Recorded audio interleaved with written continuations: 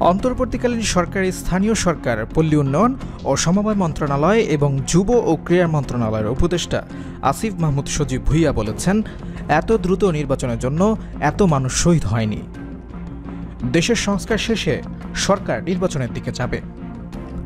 বুধবার সকালে ঠাকুরগাঁওয়ের বালিয়াডাঙ্গি উপজেলা পরিষদ হলরুমে শীতার্তদের মাঝে শীতবস্ত্র বিতরণে এসে এসব কথা বলেন তিনি। উপদেষ্টা বলেন, বিগত দিনে উত্তরবঙ্গের জেলাগুলো অবহেলিত ছিল। বর্তমান সরকার এসব জেলা উপজেলাগুলোতে উন্নয়ন কার্যক্রম চালিয়ে যাচ্ছে।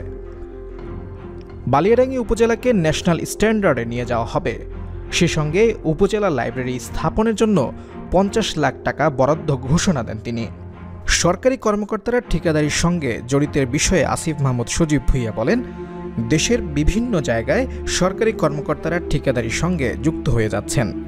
এসব নিয়ে আমরা কাজ করব। গণ অভ্যুত্থানে আহতদের চিকিৎসার বিষয়ে উপদেষ্টা বলেন, এছাড়া আমরা আহতদের সঙ্গে বসে গল্প করেছি। তাদের চিকিৎসা নিশ্চিন্তে আমরা কাজ করে যাচ্ছি। দ্রুত সময়ের মধ্যে আমরা তাদের চিকিৎসা নিশ্চিত করব। এ সময় জেলার অতিরিক্ত জেলা ম্যাজিস্ট্রেট মোস্তফা সর্দার শাহীন, অতিরিক্ত পুলিশ সুপার লিজা বেগম, এলজিইডির নির্বাহী প্রকৌশলী মামুন বিশ্বাস, বৈষম্য বিরোধী ছাত্র আন্দোলনের সমন্বয়করা উপস্থিত ছিলেন।